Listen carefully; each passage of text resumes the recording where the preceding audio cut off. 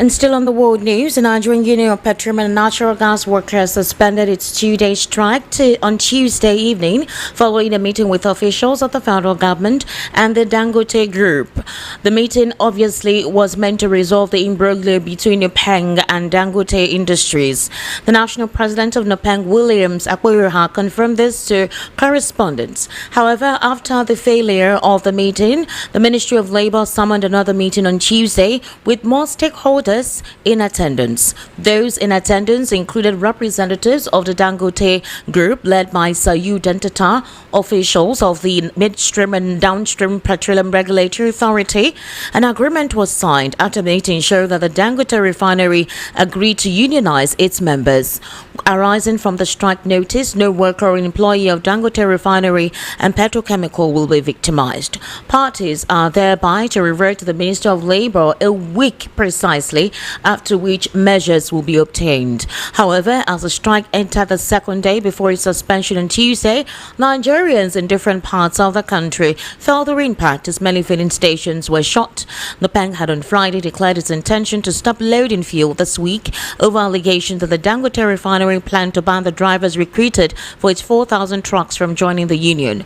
You recall that the Dangote refinery planned to start direct fuel distribution from August 15 with 4,000 compressed natural gas power trucks, but the scheme was delayed due to a lack of enough ship to bring the trucks to Nigeria.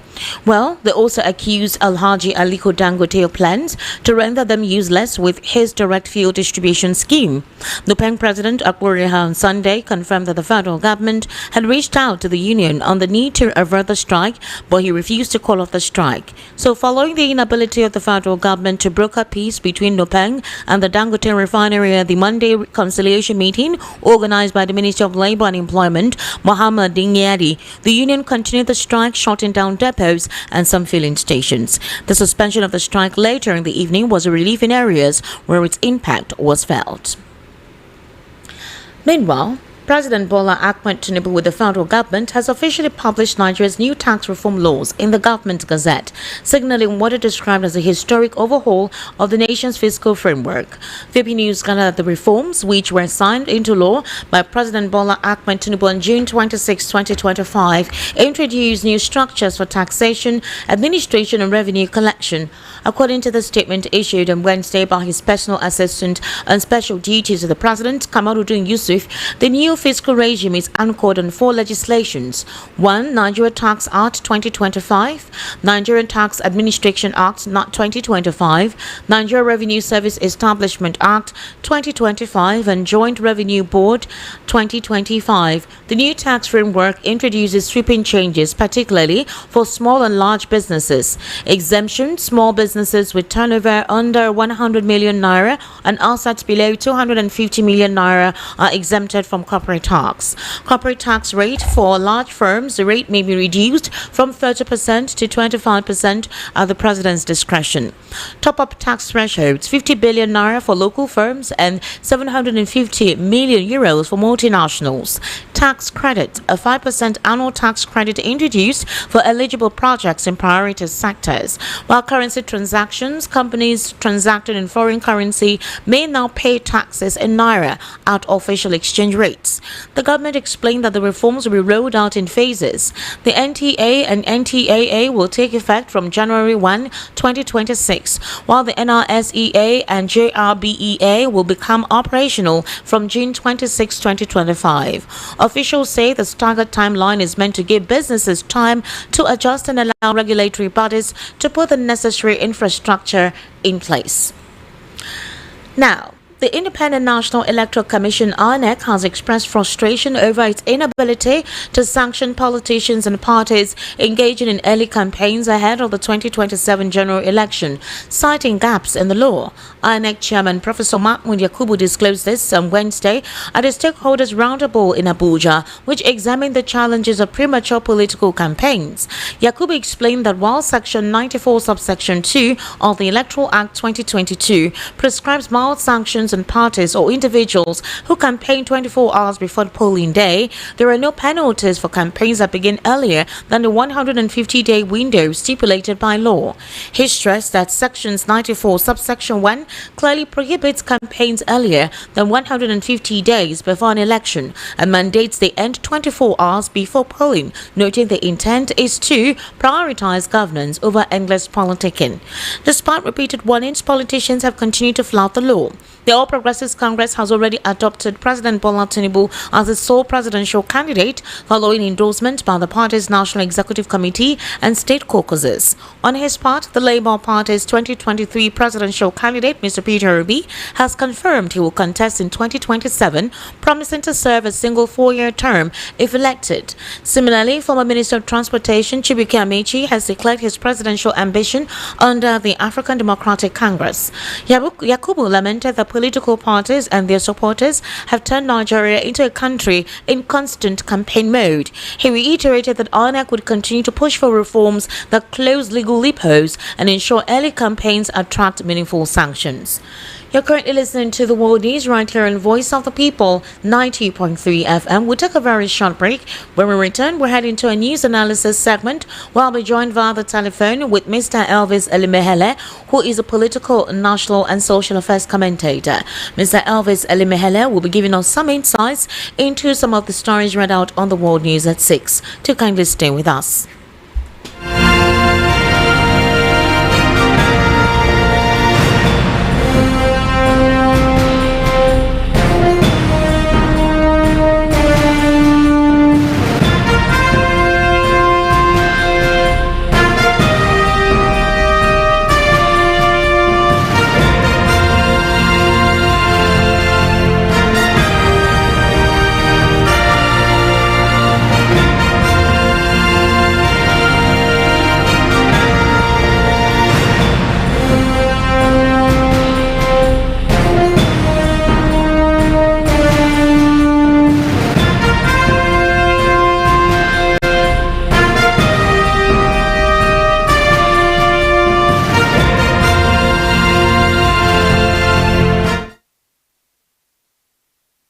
Thank you for staying with us. This is the World News right here on Voice of the People, 90.3 FM.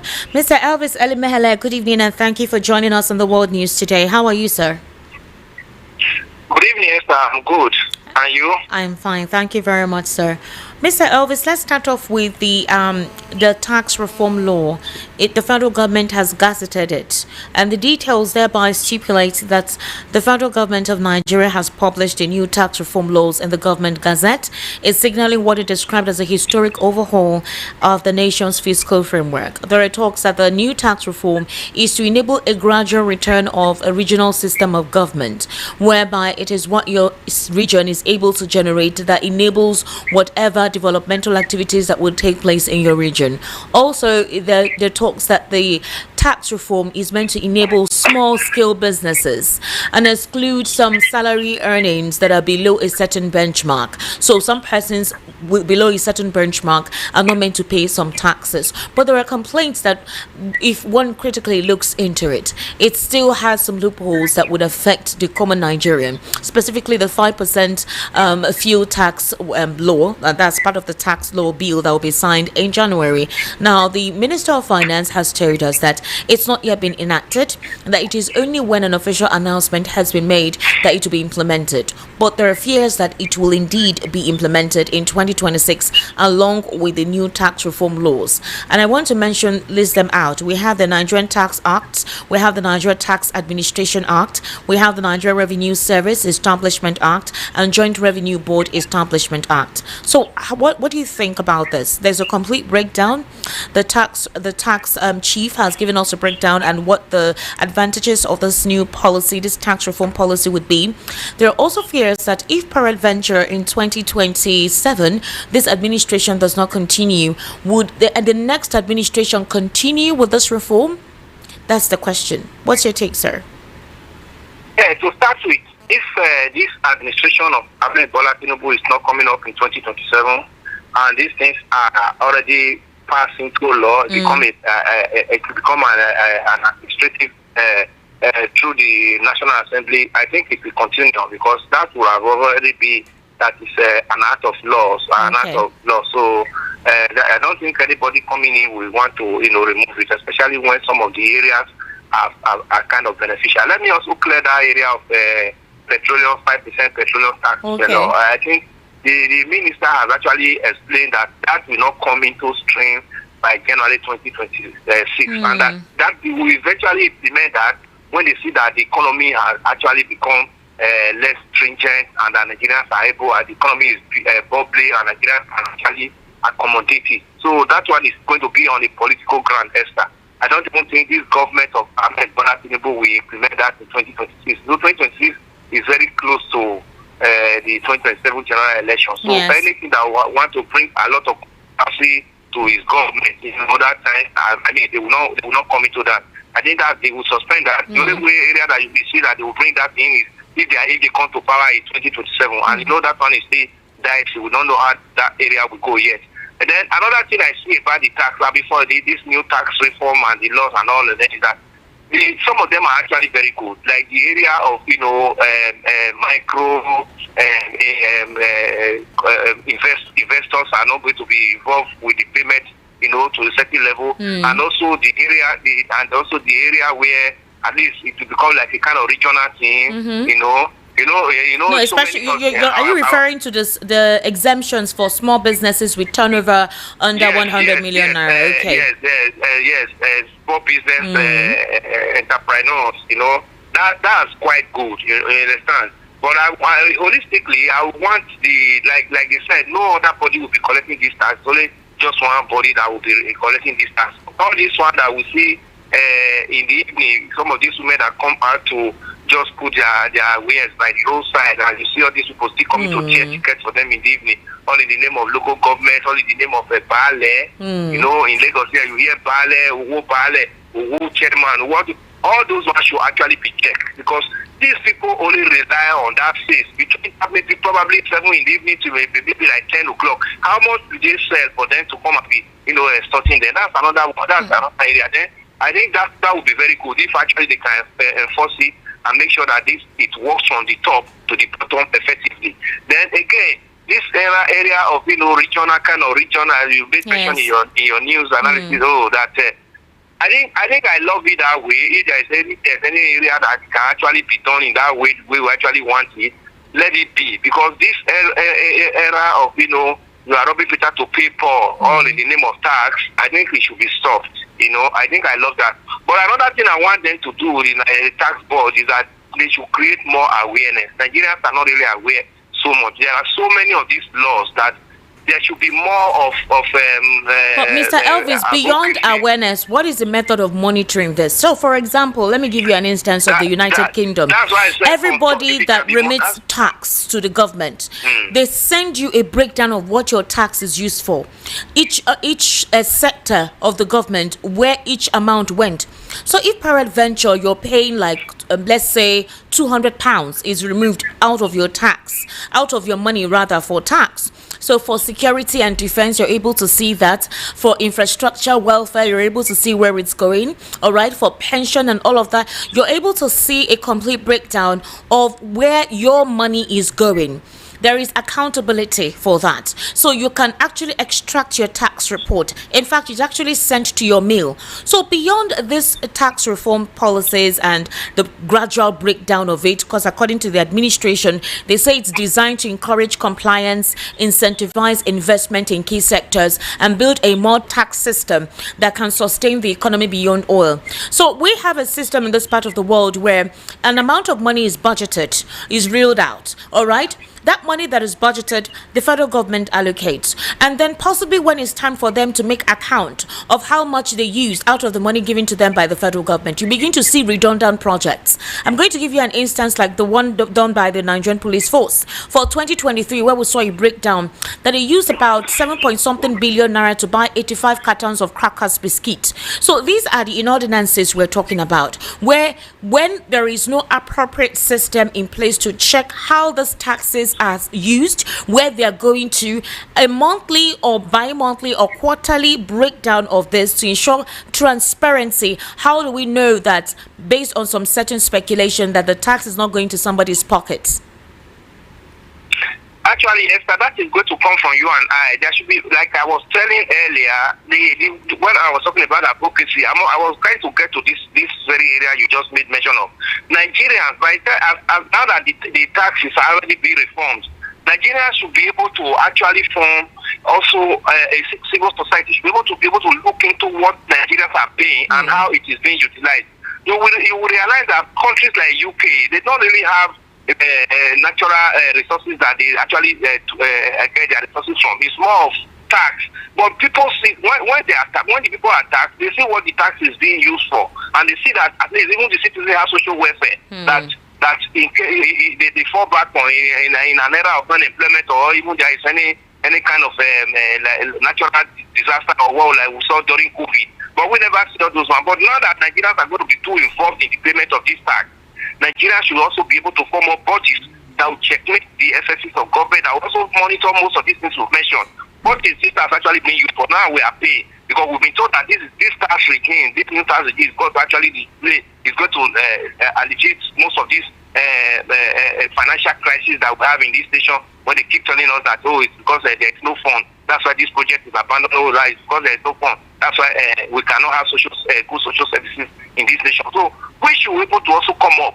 As the government is doing their own, Nigeria should also be able to form their bodies that will be able to checkmate the excesses, the inefficiencies that may follow this new tax reform, so that nobody who can be paying and somebody will be lining up his pocket with it and using to send his children abroad and his wife for holidays and school abroad. So that's going to be out of it, because this one is no longer. This is not just on the oil now that everybody has started to become tap the oil and the oil flows, and nobody is giving account of it. But tax is going to be coming from your own sweat and my own sweat. Exactly. So we should be able to put eye to it and be able to monitor government projects, that are being lined up. Because when the allocation to states is far, we should also be able to know what they are doing with it. All right, Mr. Elvis, the INEC chairman, Professor Mahmood, has disclosed today at a stakeholders roundtable in Abuja concerning the challenges of premature political campaigns.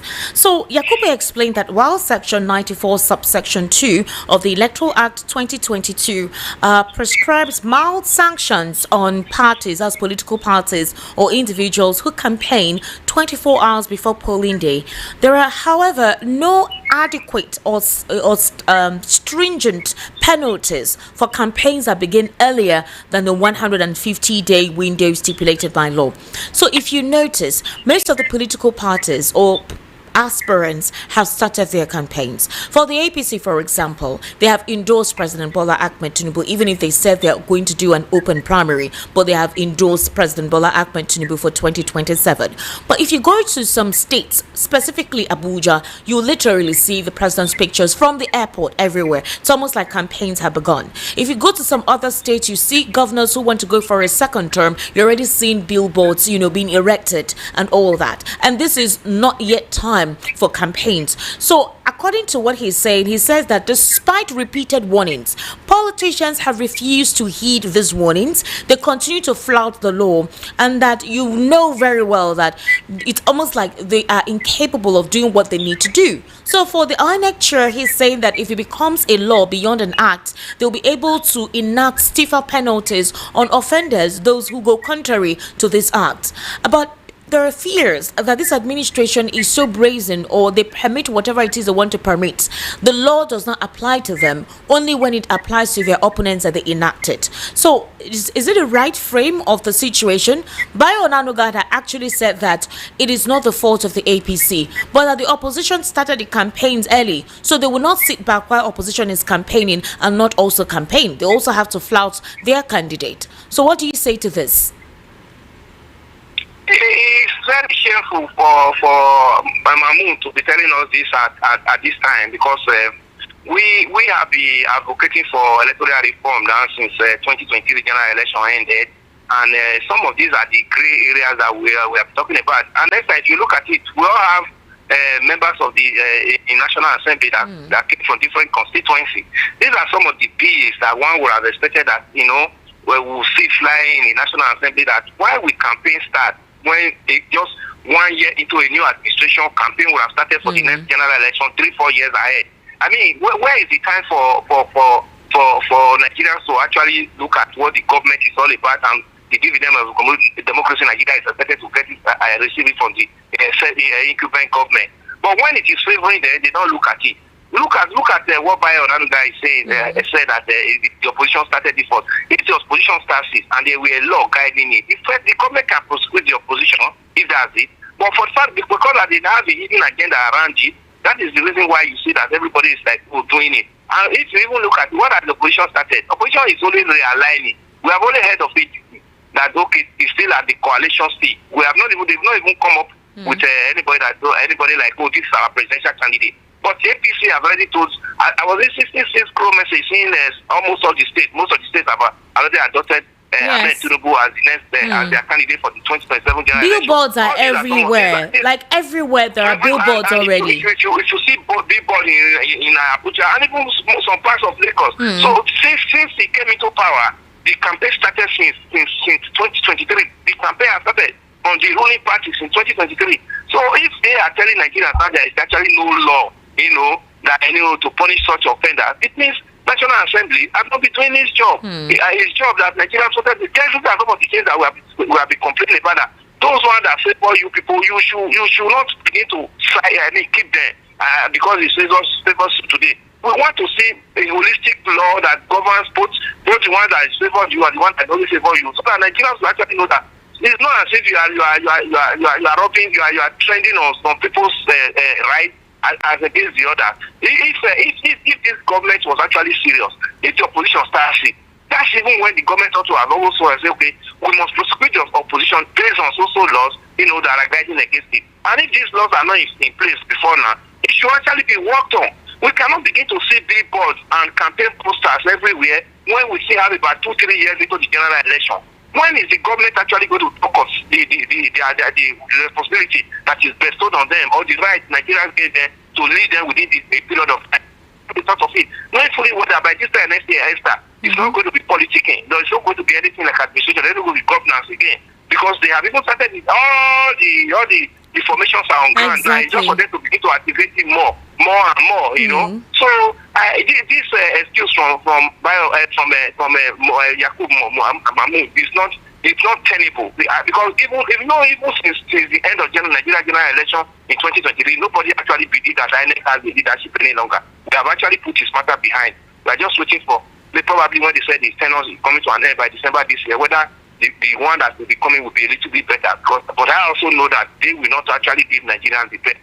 Unfortunately, we'll begin to hear this kind of excuses more and more because it favors them. And they can come out and give such excuse. So, Senate Minority Leader Abba Moro has revealed 3 Southerners the People's Democratic Party is considering for the 2027 presidential ticket. Moro stated that the party is considering former President Goodluck Jonathan, ex-Labour Party's presidential candidate Mr. Peter Obi, and Governor Makinde of Oyo State. So, during an appearance on a monitored program, Focus Nigeria, they stated that other names of more prominent politicians will begin to appear soon.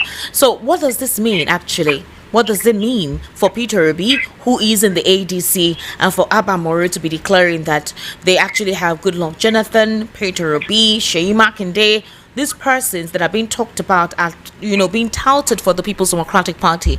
Does this secretly mean that Peter Obi may have actually agreed for them to mention him to be one of the presidential candidates they're flouting for 2027?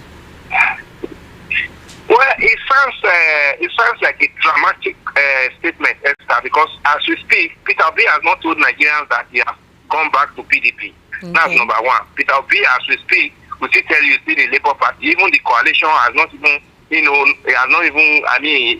coalition is still here, not here or there in the coalition. But the issue here, Esther, is that the former President Goodluck Jonathan is not even supposed to. I don't know who those who are trying to draft him into this shameful act. Okay. He has a better integrity. He has better recognition since he dropped this leadership of Nigeria as president of Nigeria when they said in 2015 Buhari has defeated him, and he handed over without crisis. And today, what he's enjoying is bigger than being the president of Nigeria. I don't know those that are trying to woo him into become coming back in 2027 general election. I don't know, because for me, I don't think he should be thinking about coming back to Aso Rock any longer. He has done his best, and he's even much more recognized. He has his peace. And look at what he was even saying, that the last statement I heard from him, that Nigerian politicians are full of liars and betrayers. Does he think that if he can say that, I may say that now, I know too well, if that is actually coming from him, he should know that there are more betrayers even now than 2016. Right. There are more now. Where is the PDP now in Nigeria that he is coming to contest under? PDP is practically gone. Mr. Elvis, thank you so much, because we have another program coming up right about now. I sincerely do appreciate your input on the world news at 6. Thank you, Esther. Have a blessed day. Thank you so much, sir. Thank you. All right, and that's a wrap on the world news. Right now, we have a program, Born to Live, coming up immediately. Do kindly stay with us. This is Voice of the People, 90.3 FM. My name is Esther Wachuku. The Evening Rush comes up at 7 o'clock.